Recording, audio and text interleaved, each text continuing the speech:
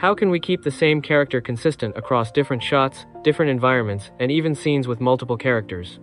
All of these storyboard images were generated locally using Krea 2, one of the latest and most capable local image models available right now.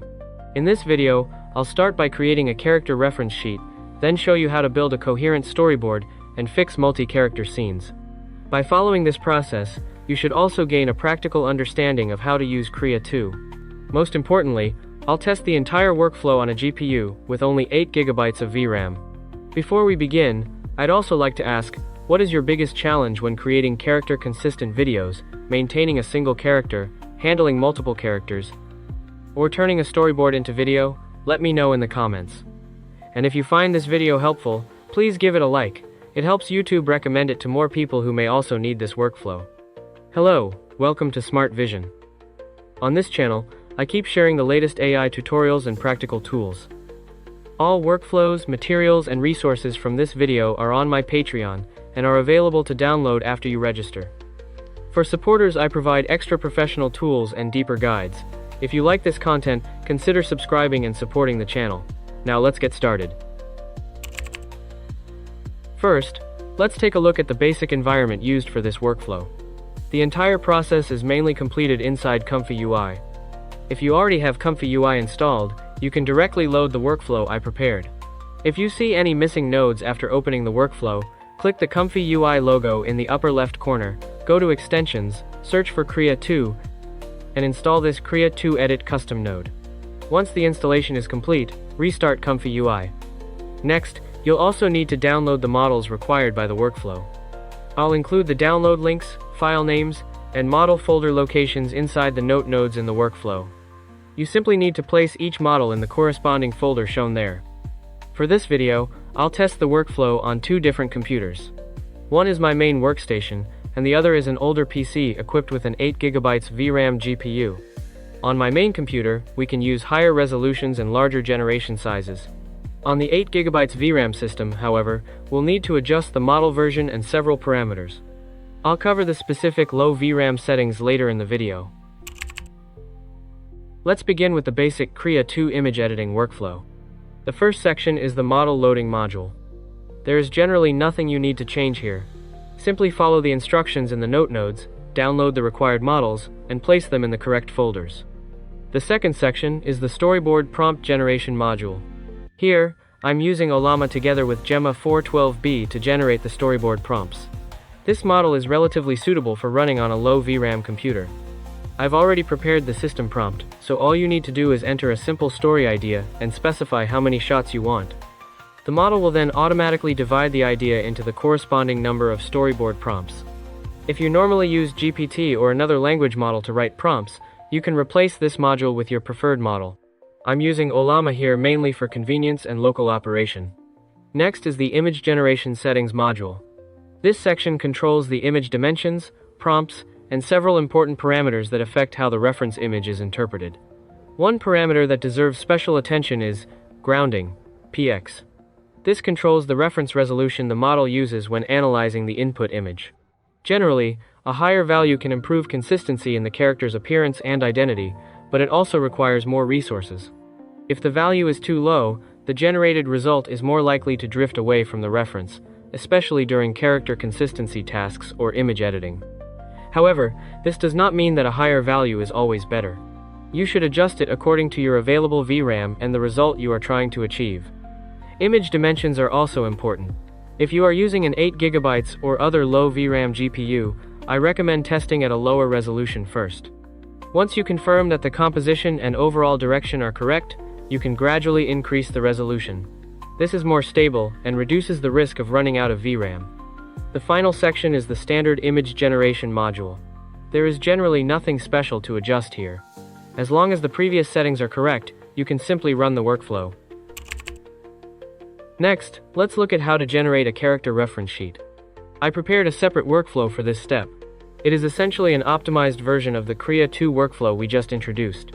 The biggest advantage is that it is much easier to use.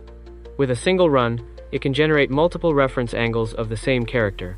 When writing the prompt, there are a few important things to keep in mind. First, you should clearly instruct the model to preserve the character's visual details. The hairstyle, clothing, color scheme, accessories, and other identifying features should remain as consistent as possible. The primary purpose of a reference sheet is not simply to create an attractive image.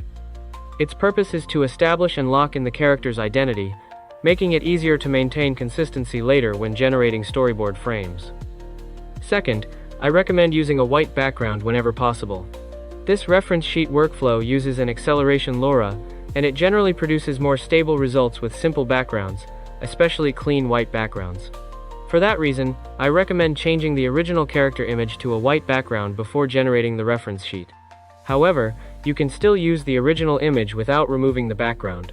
In that situation, I recommend disabling the acceleration LoRa and increasing the number of sampling steps to around 20. This usually produces more stable results. Disabling the LoRa is simple. Select the LoRa node and press Ctrl+B to temporarily bypass it. If the character design is relatively simple, you can usually get a good result in a single generation. However, if the character has complex clothing, many accessories, or a highly distinctive design, I recommend generating several versions and selecting the most consistent result. You may also be wondering where the original character image comes from. That part is also simple. We can generate the original character image directly with Krea 2. By disabling the Edit LoRa, this workflow can also be used as a standard text-to-image generation workflow. In other words, the complete process can be divided into two steps. First, use Krea 2 to generate the original character image. Then, use this optimized workflow to turn that image into a multi-angle reference sheet. This makes it much easier to preserve character consistency when generating the storyboard later. As you can see, the result looks excellent.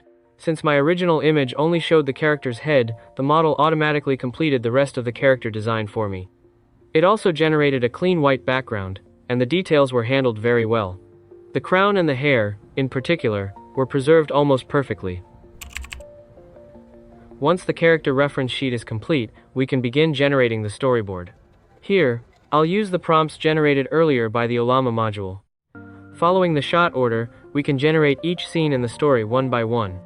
If there is only one character in the shot, the process is relatively straightforward. First, prepare a base environment image and place it in the first image input. Then, place the character reference sheet or character image in the second image input. The base environment image can be generated using Krea 2 text-to-image or any other image generation model. Its main purpose is to establish the composition, environment, and lighting for that specific shot. Next, enter the corresponding storyboard prompt. The prompt should describe the character's position, action, facial expression, camera angle, and the contents of the environment. Then you can run the workflow. One important detail is that the two image inputs used by Krea 2 Identity Edit serve different purposes. The first image is the base scene that needs to be edited. The second image is the character reference that will be added to the scene. The order should not be reversed. As you can see, this set of results is equally impressive. Although some of the prompts automatically generated by Gemma 4 still require minor adjustments, that does not take away from Krea 2's image editing capabilities. Based on my testing so far, Krea 2 Identity LoRa performs exceptionally well in character identity preservation, scene integration, and instruction following. I would consider it one of the strongest options currently available for local image editing. For multi-character scenes, I do not recommend adding several different character references at the same time. A more reliable method is to use chained generation. For example, first add character A to the environment. Then use the generated result as the new base scene and add character B in a second editing pass. The prompt should clearly describe each character's position and action. At the same time, it should instruct the model to preserve the existing character, background, composition, and lighting. This method requires one additional step, but it reduces the risk of mixing the characters' identities and also makes the result easier to correct. One important thing to note, make sure to set the resolution selector's megapixels to 2, otherwise you might get some very strange results. I also recommend keeping only one character in each reference sheet. When generating a shot from a specific camera angle, you can crop the character view that most closely matches the desired angle and use that crop as the reference image. This often produces a more stable result than using the complete reference sheet. As you can see, this step-by-step generation method can produce stable and natural results even in multi-character scenes. To turn your storyboard into a coherent video sequence, please refer to my previous video on the LTX 2.3 director node.